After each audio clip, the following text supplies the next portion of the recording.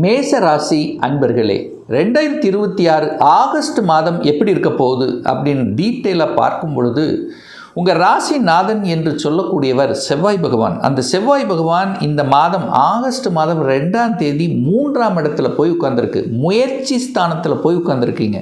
அப்போது நீங்கள் போய் 3ஆம் இடத்தில் உட்கார்ந்துருக்கீங்க. 3ஆம் இடத்தில் என்ன இருக்குது? தைரிய வீரியம் இருக்குது. தைரியத்தோடு வீரியத்தோடு தன்னம்பிக்கையுடன் செயல்படக்கூடிய ஒரு மாதம். ஏன்னா 3ஆம் இடம் என்பது முயற்சியால் வெற்றி பெறுவது, தடையெல்லாம் விலகப் போகுது. இந்த மாதம் எதெல்லாம் தடைப்பட்டு கொண்டு இருந்ததோ அதெல்லாம் இப்போ அது தடையை நீக்கி முயற்சியால் வெற்றி பெறக்கூடிய ஒரு அற்புதமான ஒரு மாதம் இந்த மேசராசி என்பர்கள். அப்போது தன்னம்பிக்கைக்கு காரக கிரகமான சூரியன் ஆட்சி பலம் அடைய போகுது. அப்போ துணிச்சலோடு செயல்படக்கூடிய தன்மை. மேசமன்னாலே சொல்ல வேண்டியதில்லை. சுறுசுறுப்பு இருக்கும், தைரியம் இருக்கும், எதையும் சாதிக்கணும் என்கின்ற உத்வேகம் இருக்கும். அதெல்லாம் பலப்படக்கூடிய ஒரு மாதம். தடைகளை எல்லாம் தகர்த்தெறிந்து விட்டு வெற்றி நடை போடக்கூடிய ஒரு மாதம் இந்த மேசராசி என்பவர்களுக்கு அப்படின்றத ஸ்ட்ராங்காக நம்ம இந்த இடத்துல சொல்லலாம். சிறுதூர பிரயாணங்கள் ஏற்படுத்தக்கூடிய ஒரு மாதம். அதாவது ஒரு நாள் அல்லது 2 நாள் ட்ராவல் பண்ணக்கூடிய அமைப்புங்கிறது கண்டிப்பாக மேசத்துக்கு உண்டு. இந்த மேசம் பார்த்திங்கன்னா இந்த மாதம் ஒப்பந்தம் போடக்கூடிய ஒரு மாதமாக இருக்கும். எது வேணால் எடுத்துக்கோங்க. தொழிலாக இருக்கட்டும், வேலையாக இருக்கலாம், ஒரு ப்ராப்பர்ட்டியாக இருக்கலாம், ஒரு இடம் வாங்குறதா இருக்கலாம். ஒரு ஒப்பந்தம் போடக்கூடிய ஒரு அற்புதமான ஒரு மாதம் இந்த மாதமாக உங்களுக்கு அமையப்போகும். அதில் எந்தவித மாற்று கருத்தும் கிடையாது. சகோதரர்கள் மூலமாக உங்களுக்கோ அல்லது சகோதரர் மூலமாகவோ ஏதாவது ஒரு விஷயத்தில் அவர்களுக்கு சில நன்மைகள் செய்யக்கூடிய ஒரு மாதம், அவர்களை பற்றி திங்க் பண்ணக்கூடிய ஒரு மாதமாக கண்டிப்பாக அமையும். இந்த கருத்து வேறுபாடெல்லாம் இருந்தால் கூட பார்க்கலாம், அனுசரணையோடு செல்லணும் அப்படிங்கிற எண்ணங்களை கண்டிப்பாக கொடுக்கும். எழுத்து சம்பந்தப்பட்ட துறை, கதை, கட்டுரை, எழுத்து, இந்த மாதிரி துறையில் இருக்கின்றவர்களுக்கு ஒரு நல்ல ஒரு வெற்றி கொடுக்கக்கூடிய, ஒரு பாராட்டை கொடுக்கக்கூடிய, ஒரு புகழை கொடுக்கக்கூடிய, ஒரு மியூசிக் சம்பந்தப்பட்ட துறையில் இருக்கின்றவர்களுக்கெல்லாம் ஒரு நல்ல வாய்ப்புகள் தேடி வரக்கூடிய ஒரு மாதமாக இந்த மேசத்துக்கு அமையும். அதே சமயத்தில் பார்த்திங்கன்னா இந்த மாதம் இந்த மேசராசி அன்பர்களுக்கு கொஞ்சம் ஒரு பயம் இருக்கும். ஹெல்த்து மேலே ஒரு பயம் இருக்கும். ஏதாவது வந்துருமா, ஏதாவது இருக்குமா அப்படிங்கிற அந்த உணர்வுங்கிறது கண்டிப்பாக ஏற்படுத்தும். ஸோ அதுக்கு ஒரு மாஸ்டர் செக்கப் பண்ணிக்கிறது, இதெல்லாம் உங்களுடைய எண்ணம் தோணுச்சுன்னா அதை பண்ணிக்கலாம். ஏன்னா ரொம்ப நாளாக அந்த எண்ணங்கள் இருக்கும். ஒரு மாஸ்டர் செக்கப் பண்ணணும், ஏதோ உள்ளே இருக்கிற மாதிரி இருக்குது அப்படிங்கிற ஒரு அறிகுறி இருந்ததுன்னா கண்டிப்பாக பண்ணிக்கலாம். அதில் எந்தவித தவறு கிடையாது. பட் ஒரு பயம், ஏதாவது ஒன்று இருக்குமா அப்படிங்கிற பயம் கண்டிப்பாக உங்களுடைய எண்ணத்தில் தோற்றுவிக்கக்கூடிய ஒரு மாதமாக இருக்கும். அதுக்காக நீங்கள் பயப்பட வேண்டிய அவசியம் இல்லை, ஒன்றும் இருக்காது. பட் அந்த எண்ண உணர்வுகளை உங்களுக்கு தூண்டக்கூடிய தன்மை இருக்கும். எதிர்ப்பு, பகை கண்டிப்பாக கூடாது. ஏன்னா நீங்கள் கொஞ்சம் கோபக்காரர், ஆக்ரோஷம், மேசம்னாலே ஆக்ரோஷம், டப்புன்னு கோபப்படக்கூடிய தன்மைங்கிறது கண்டிப்பாக இருக்கும். அப்போ எதிர்ப்பு, பகை வருது அப்படின்னா அப்படியே விலகி போவது நல்லது என்பதையும் ஞாபகத்தில் வைத்து கொள்ளுங்கள். இந்த மேசராசி என்பர்கள், வேலை இல்லாத இந்த மேசராசி என்பர்களுக்கு கண்டிப்பாக இந்த மாதம் வேலை கிடைத்துவிடும். ஏன்னா நீங்கள் 6ஆம் இடத்தை பார்க்குறீங்க. 6ஆம் இடம் என்பது வேலையை குறிக்கக்கூடிய இடம். அதே சமயத்தில் பார்த்தீங்கன்னா உங்களுக்கு வேலை அப்படின்னா 6ஆம் இடம் பார்க்கணும். அந்த 6ஆம் இடத்த அதிபதி எங்கே இருக்கார் அப்படின்னா 3ஆம் இடத்துல உங்கள் ராசிநாதனோட சேர்ந்துருக்கு. அப்போ கண்டிப்பாக உங்களுடைய முயற்சியால் வேலை கண்டிப்பாக கிடைத்துவிடும். அதில் எந்தவித மாற்று கருத்தும் கிடையாது. வம்பு, வழக்கு, கோர்ட்டு கேஸ், இந்த மாதிரி நெகட்டிவ் விஷயத்துக்கு கண்டிப்பாக போகக்கூடாதுங்கிறத ஞாபகத்தில் வைத்து கொள்ளுங்கள். தகப்பன் மூலியமாக ஒரு நல்லது கண்டிப்பாக இந்த மாதம் உண்டு மேசத்துக்கு. தகப்பனை நினைக்காமல் இருக்க முடியாது. தகப்பன் மூலமாக அனுகூலம், ஆதாயத்தை பெறக்கூடிய ஒரு மாதம் இந்த ஆகஸ்ட் மாதம் மேசராசி அன்பர்களுக்கு. ஒரு பாக்கியம் கண்டிப்பாக எந்த பாக்கியத்தை நினைத்து போராடி கொண்டிருக்கிறீர்களோ அந்த பாக்கியத்தை அடையக்கூடிய ஒரு காலகட்டமாக இந்த மேசத்துக்கு அமையும். ரொம்ப நாள் ஒரு மனசில் வச்சுருப்பீங்க, இது வேணும், இது செய்யணும், இது நடக்கணும், இது இருந்தால் நமக்கு இது ரொம்ப நாள் நம்மளுடைய கனவு, அந்த கனவுகளை அடையக்கூடிய, அந்த கனவு நோக்கி செல்லக்கூடிய, அதுக்குண்டான ஒரு பாத்து கிடைக்கக்கூடிய அந்த வழிமுறைகள் கண்டிப்பாக உங்களுக்கு புலப்படும்.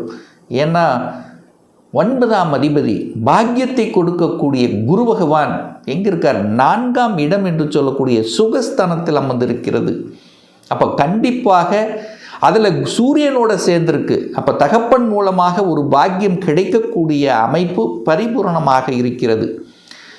குழந்தை பாக்கியம் இல்லாத தம்பதிகளுக்கு, இந்த மேசராசி என்பர்கள் நிறைய பேருக்கு குழந்தை பாக்கியம் இல்லை, தள்ளி போகுது, 2 வருடம் ஆகிவிட்டது, மேரேஜ் ஆகி 2 வருஷம் ஆயிடுச்சு, இதுவரைக்கும் குழந்தை இல்லை, குழந்தை ஒன்று மட்டும் இருந்தால் போதும் என்கின்ற எண்ணத்தில் இருக்கின்றவர்கள், எத்தனையோ பரிகாரம் செய்தோம், எத்தனையோ கோயிலுக்கு போனோம், எத்தனையோ இஷ்ட தெய்வங்களை வழிபட்டோம், எத்தனையோ செலவு செய்து பார்த்துட்டோம் அப்படின்னு இருக்கிறவங்களுக்கெல்லாம் நல்லது கிடைக்கக்கூடிய நல்ல செய்திகள் உங்கள் காதுக்கு விழக்கூடிய அமைப்பு இந்த மாதம் கண்டிப்பாக உண்டு. ஒரு பாக்கியம், குழந்தை பாக்கியம் கிடைத்தே ஆக வேண்டும் என்கின்ற அமைப்பு பரிபூரணமாக இருக்கிறது இந்த காலகட்டம். ஏன்னா கேது அங்கே 5ல் இருக்கு, 5ஆம் இடத்துல தடைப்பட்டு கொண்டு இருந்தது, நிறைய செலவு செஞ்சிருப்பீங்க. அப்போ ட்ரீட்மெண்ட் எடுத்துக்கொண்டு இருக்கின்றவர்கள் கூட சக்ஸஸ் கொடுக்கும். ஏன்னா இந்த மாதம் பார்த்தீங்கன்னா 5ஆம் அதிபதியாக இருக்கக்கூடிய சூரியன் ஆட்சி பலத்தோடு வலிமையாக இருக்கின்ற காரணத்தாலும், குழந்தை காரக கிரகம் என்று சொல்லக்கூடிய குரு பகவான் உச்ச பலத்தோட வலிமையாக இருக்கிறதுனால கண்டிப்பாக குழந்தை பாக்கியத்துக்காக நீங்கள் எடுக்கக்கூடிய முயற்சிகள் பலிதமாகும். இதில் எந்தவித மாற்று கருத்தும் கிடையாது. இந்த கணவன் மனைவி சார்ந்த விஷயத்தில் மட்டும் கொஞ்சம் அட்ஜஸ்ட் பண்ணணும் அப்படிங்கிறத மைண்டில் வச்சுக்கோங்க. கொஞ்சம் விட்டு கொடுக்கக்கூடிய மனப்பான்பு கண்டிப்பாக இந்த மேசத்துக்கு ஏற்படுத்தணும். ஏன்னா 2ஆம் அதிபதி தனம், குடும்பம், வாக்குஸ்தானத்தின் அதிபதியாக இருக்கக்கூடிய சுக்கிரன் நீச்சமாக உட்கார்ந்திருக்கார். நீச்சம் என்றால் தியானத்தில் இருப்பதைப் போல கொஞ்சம் வலு குறைந்தது போன்ற ஒரு தோற்றம் இருக்கும். அதே சமயத்தில் 7ஆம் அதிபதி யாருன்னா அதே சுக்கிரன் தான். அப்போ குடும்பாதிபதி நீச்சம், 7ஆம் அதிபதி நீச்சம், 7ஆம் அதிபதி தனக்கு 12ஆம் இடத்தில் இருக்கின்ற காரணத்தால் கொஞ்சம் விட்டு கொடுக்கணும், கொஞ்சம் அனுசரணையோடு போகணும், ஹெல்த்தையும் கொஞ்சம் பார்க்கணும். கணவன் அல்லது மனைவி யாருக்குன்னாலும் ஒரு ஹெல்த் சார்ந்த விஷயத்தில் கொஞ்சம் அக்கறை எடுக்கணும் என்பதையும் ஞாபகத்தில் வைத்து கொள்ள வேண்டும். திடீர் அதிர்ஷ்ட வாய்ப்புகள், அதாவது எப்படி சொல்கிறேன்னா 8ஆம் இடம் என்பது வலி, வேதனை, துக்கம், துயரம், அசிங்கம், அவமானம் இந்த மாதிரி ஏதாவது சந்தித்து கொண்டிருக்கின்றவர்கள் அல்லது வேலையில் ஒரு மாதிரி ஒரு அழுத்தம் ப்ரெஷரோடு இருந்து கொண்டிருக்கக்கூடியவர்கள் இப்போது விமோச்சனம் கண்டிப்பாக உண்டு. அதில் மாற்று கருத்து என்பது இல்லை. 8ஆம் இடம் திடீர் அதிர்ஷ்ட வாய்ப்புகளை கொடுக்கும். அந்த விமோச்சனம் கிடைக்கக்கூடிய அமைப்பு என குரு பார்வை, அதாவது பாக்யாதிபதி பார்வை 8ஆம் இடத்தின் மீது பதிகிறது. அப்போ திடீர் அதிர்ஷ்ட வாய்ப்புகள் தேடி வரக்கூடிய அமைப்புகள் இருக்கும். அப்போ அதை கெட்டியாக பிடித்து கொள்வது இந்த மேசத்துக்கு சிறப்பு. சார் எப்படி சார், பணம் எங்கேயோ ஒரு இடத்துல இருந்தது, சிக்கி இருந்தது, ரிட்டர்ன் ஆகாமல் இருந்தது, திடீர்னு பணம் உங்களுக்கு ரிட்டர்ன் ஆவதற்கான வாய்ப்புகள், அதற்கான சந்தர்ப்ப சூழ்நிலை உருவாக்கும். அல்லது ஷேரில் எங்கேயோ இருக்குது, வராமல் இருக்குது, பயத்தோடு இருந்திருப்பீங்க, இப்போ அந்த ஷேர் மூலயமாக ஒரு லாபம் கிடைக்கக்கூடிய அமைப்பு, அல்லது இன்சூரன்ஸ் பணம் வருவதற்கு உண்டான அமைப்பு, அல்லது வேலையில் ப்ரமோஷன் கிடைக்கக்கூடிய ஒரு இன்க்ரிமெண்ட் கிடைக்கக்கூடிய வாய்ப்புகள், அல்லது இடமாற்றம் நடக்கவே இல்லையே, 1 வருஷமாக நான் அதுக்கான முயற்சி எடுக்கிறேன், அப்போ திடீர் இடமாற்றம் வரக்கூடிய அந்த திடீர் என்கின்ற அந்த திடீர் அதிர்ஷ்ட கொடுக்கக்கூடிய அமைப்பு இந்த மேசத்துக்கு இந்த ஆகஸ்ட் மாதம் கண்டிப்பாக எதிர்பார்க்கலாம். பாக்யாதிபதி 10ஆம் இடத்தை பார்க்குறார். 10ஆம் இடம் என்பது தொழில், வேலை. அப்போ 10ஆம் இடம் என்பது கர்மஸ்தானம். அப்போ உங்களுடைய கர்மா அந்த 10ஆம் இடத்தை பார்க்குறார். 10ஆம் இடம் என்பது கௌரவத்தை குறிக்கக்கூடிய இடம். அப்போது ஒரு சில மேசத்துக்கு பட்டம், பதவி, கௌரவம் கிடைக்கக்கூடிய அமைப்பு பிரகாசமாக இருக்கிறது. சேஞ்சஸ், இடமாற்றம், வேலையில் இடமாற்றம், தொழில் சில மாற்றங்களை செய்வது, வெளிநாட்டுக்கு செல்லக்கூடிய வாய்ப்புகள், சந்தர்ப்பங்களை உருவாக்கக்கூடிய அமைப்பு. ரொம்ப நாளாக சார் நான் ஒரு வெளிநாட்டுக்கு போகணும், தொழில் விஷயமாக, வேலை விஷயமாக அல்லது படிப்பு சம்பந்தப்பட்ட விஷயமாவது. ஸோ அந்த எண்ணங்கள் இருக்கக்கூடிய மேசத்துக்கு இந்த மாதம் சக்ஸஸ் கொடுக்கக்கூடிய ஒரு நல்ல மாதமாகவே அமையப்பெறுகிறது. படிப்பு நல்லா இருக்கும்.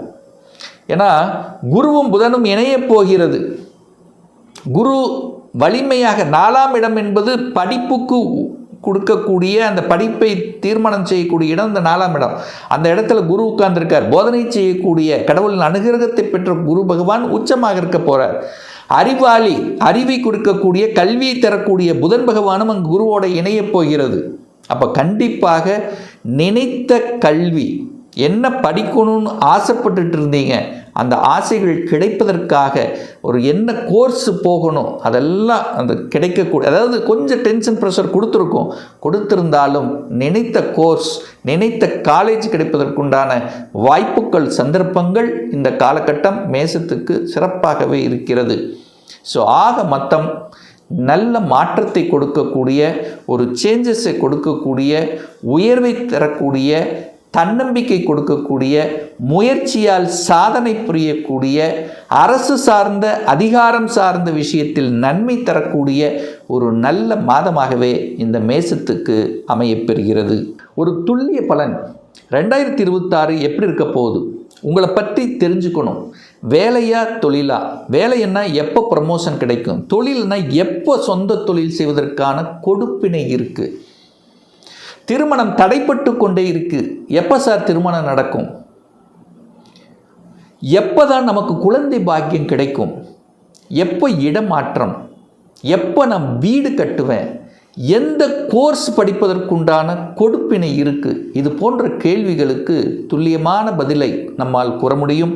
ஒரு பர்சனல் கன்சல்டேஷன் எடுத்துக்கணும், ஒரு சுயஜாதகம் பார்க்கணும் என்று விருப்பப்படக்கூடிய அன்பர்கள் டிஸ்பிளே தெரியக்கூடிய நம்பருக்கு வாட்ஸ்அப் மூலியமாகவோ ஃபோன் கால் மூலியமாகவோ தொடர்பு கொண்டு நேரடியாகவோ அல்லது ஆன்லைன் மூலமாகவோ அப்பாயின்மெண்ட் பெற்றுக்கொண்டு கன்சல்டேஷன் எடுத்துக்கலாம்.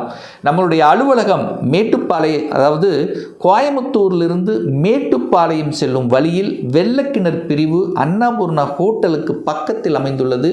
பிரியர் அப்பாயின்மெண்ட் வாங்கிட்டு நேரடியாக கன்சல்டேஷன் எடுத்துக்கலாம். நம்முடைய சேனலை நீங்கள் ஃபஸ்ட்டு டைம் பார்ப்பவர்கள் என்றால் மறக்காமல் சப்ஸ்கிரைப் பண்ணிக்கிங்க. பக்கத்தில் இருக்கக்கூடிய பெல் பட்டன் மற்றும் ஆல் நோட்டிஃபிகேஷனை கிளிக் பண்ணும்போது நான் போடக்கூடிய அடுத்தடுத்த பதிவுகள் உங்களுடைய நோட்டிஃபிகேஷனில் வந்து சேரும். மீண்டும் ஒரு நல்ல பதிவில் உங்களை சந்திக்கும் வரை உங்களிடமிருந்து விடைபெறுவது உங்கள் அஸ்ட்ராலஜர் டாக்டர் சதீஷ்.